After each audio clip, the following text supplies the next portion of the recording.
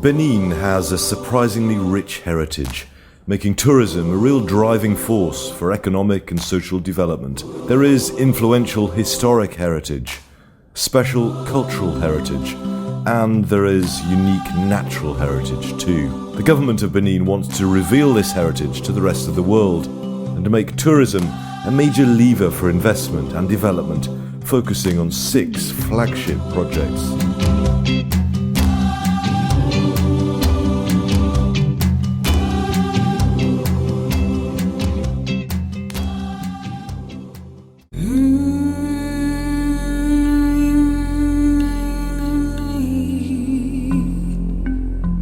Thirteen kings and a queen succeeded each other in the kingdom of Dan Rome.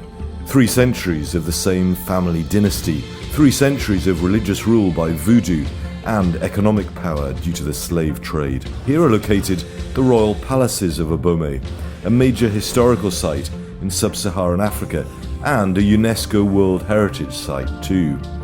A museum dedicated to the history of the kings of Abomey will be built there, as will an outdoor theatre for unmasked voodoo events, marked by songs, dances, theatre and parades. Not far from Abomey, there is another remarkable site, the underground town of Agongwanto.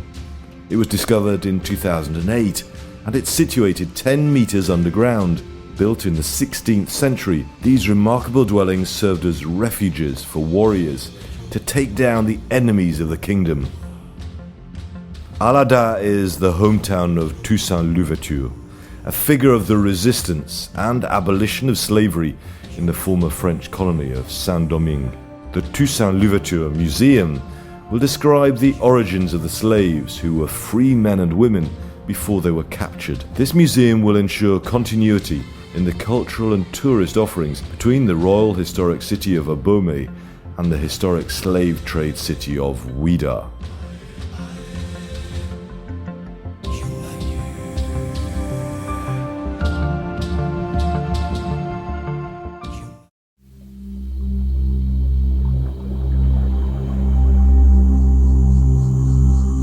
In the 18th century, the lake town of Gonvier, the Venice of Africa, became a refuge for populations who were fleeing the slave raids of the Abomey kings. It is a city of resistance.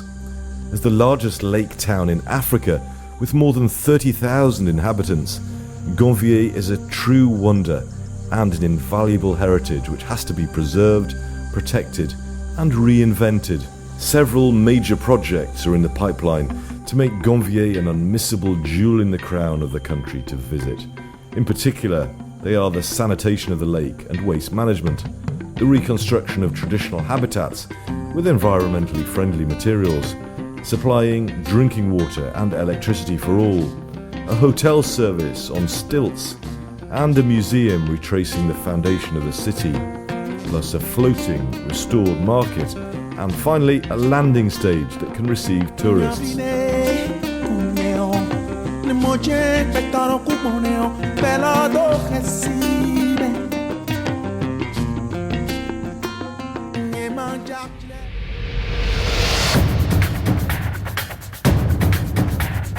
Starting out in Abomey, the great slave route came to an end in Ouidah. It's a city that symbolizes the slave trade. Ouidah served as a departure port to the Americas and the West Indies for more than 3 centuries.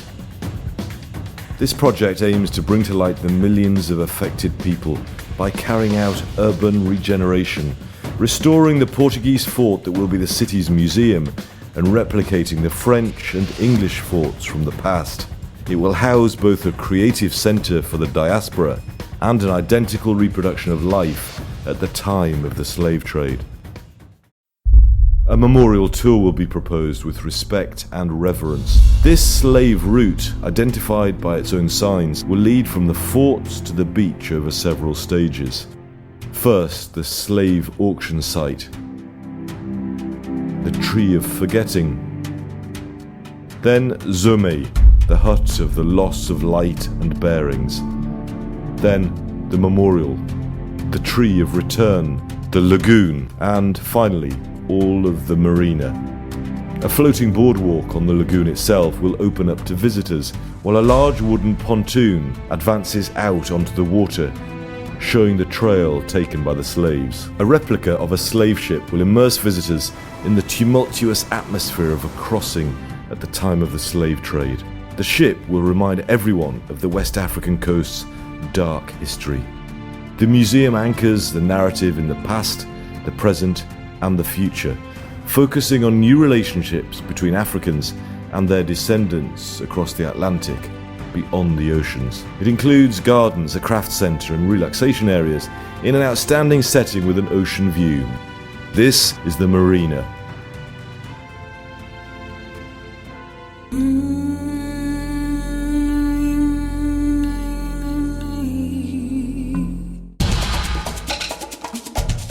Porto Novo is one of the oldest cities in the Kingdom of Dahomey. It's a city with a strong cultural mix. The first international museum of voodoo arts, cultures and civilizations will celebrate a unique artistic and cultural heritage, which, through slavery, continues today through dances, costumes and theatrical arts. The creation of a theatre to express and showcase masked voodoo will commemorate a number of artistic and cultural events.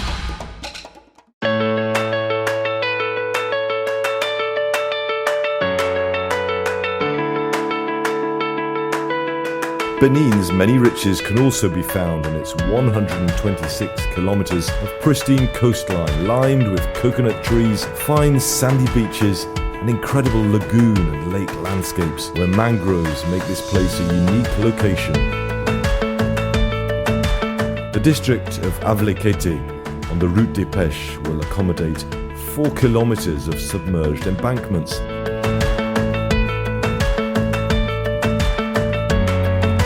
Will enable year-round bathing in comfort and in safety.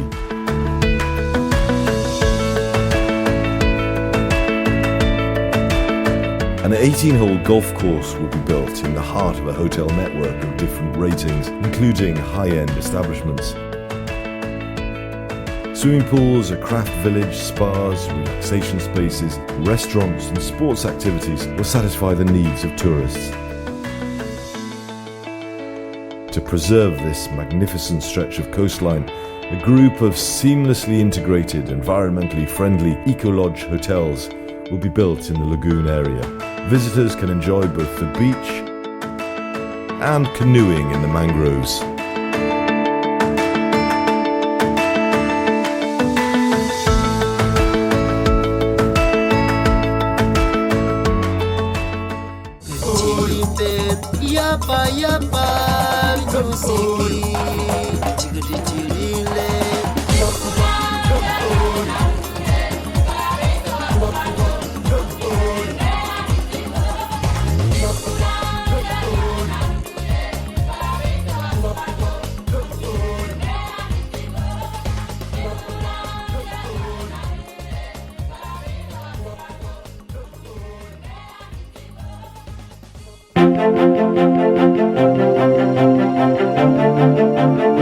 Penjari is a magnificent national park which stretches over more than 4,800 square kilometers in a savanna rich in different colors and shades.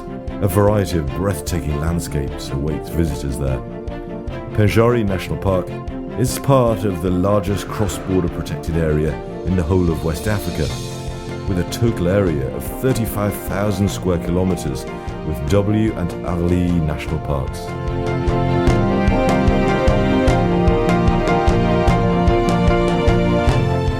Here, visitors will find lions, cheetahs, leopards, buffaloes, elephants, hippos, and more than 10 different species of antelopes alone, plus 460 different species of birds.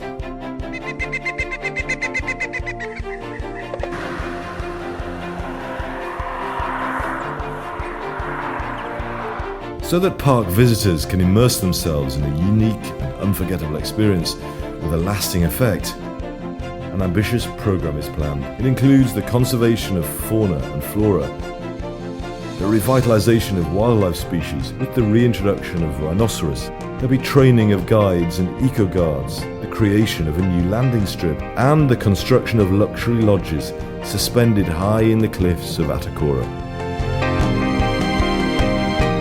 Visitors to the beautiful Atacora Mountains and the Penjari River will find a teeming home for animals and insect species.